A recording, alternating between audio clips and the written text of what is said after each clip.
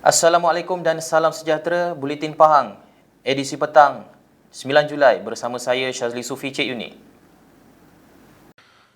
Keadaan tebing salah satu daripada 8 buah kolam rawatan sisa sawit milik sebuah kilang di Muazzam Shah yang runtuh pada Selasa lalu menyebabkan pencemaran berlaku di Sungai Pukin, Ulu Kratong, Rompin.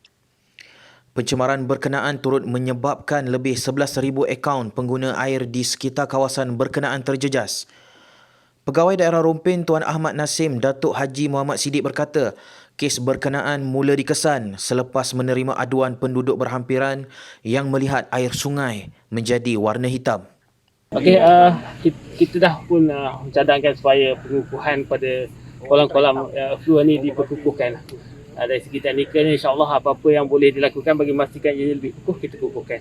Jadi kita nampak dekat sini belakang ni mungkin ada perkara yang boleh kita kukuhkan, apa-apa yang perlu tambah kukuh kita kukuh. Tak berapa ramai penduduk yang terjejas?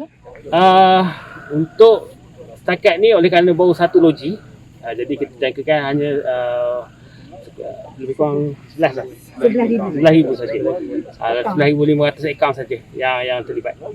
Beliau berkata demikian ketika mendengar taklimat daripada pihak Jabatan Alam Sekitar dan pengurus kilang terlibat serta melakukan pemantauan di sungai berkenaan hari ini.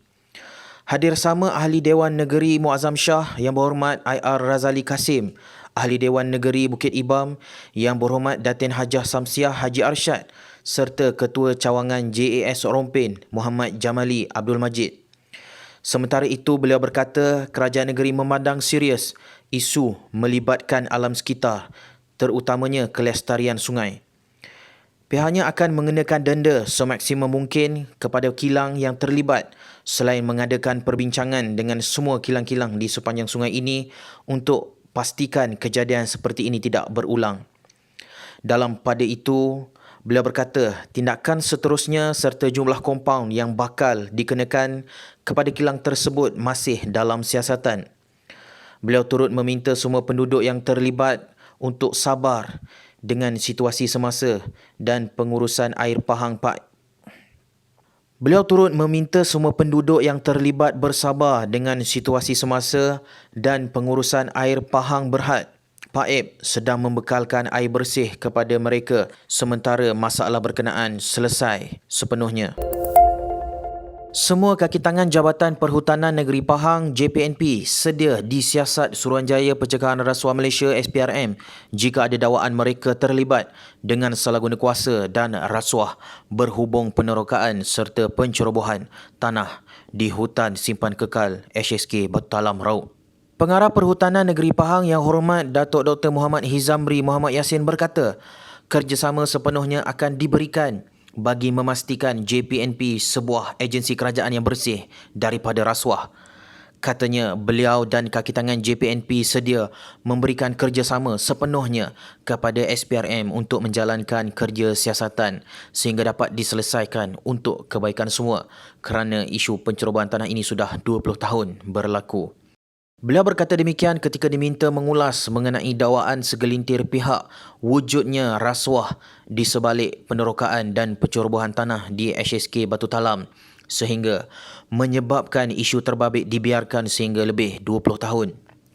Ketika ditanya mengenai operasi pembersihan kebun durian haram sejak Ahad lalu, Muhammad Hizamri berkata pihaknya hanya menjalankan tugas seperti diarahkan kerajaan negeri selepas merujuk perkara itu kepada Pejabat Penasihat Undang-Undang Pahang. Beliau menjelaskan operasi ini diketuai Pejabat Tanah Raub dan Komando Operasi adalah Pegawai Daerah Raub sendiri dan dibantu agensi penguatkuasaan lain. Yang Amat Berhormat Menteri Besar Pahang Datuk Seri Haji Wan Rosdi Wan Ismail hari ini menzahirkan ucapan tahniah kepada penduduk Felda Tersang 3 di Raub yang telah dinobatkan sebagai Naib Johan Anugerah Kecemerlangan Rancangan Felda 2021 EKRF. Beliau dalam satu hantaran di Facebooknya berkata, kejayaan ini pasti tidak dapat diperoleh tanpa kesepakatan dan kesedaran dalam masyarakat setempat untuk memelihara kebersihan dan keceriaan di kawasan perumahan. Felda Tersang 3 yang terletak di dalam wilayah Mempaga menerima RM300,000 manakala tempat ketiga Felda Jengka 25 Wilayah Jengka membawa pulang RM200,000.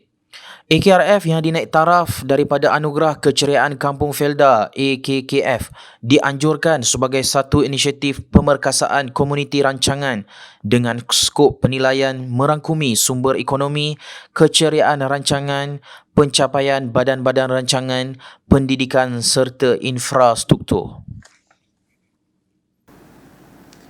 Sekian Buletin Pahang edisi petang bersama unit komunikasi dan media Pahang. Ikuti Pahang Media di Facebook, Instagram, YouTube dan Twitter. Teruskan bersama kami dalam Buletin Pahang edisi malam ini untuk berita-berita terkini di Pahang. Assalamualaikum.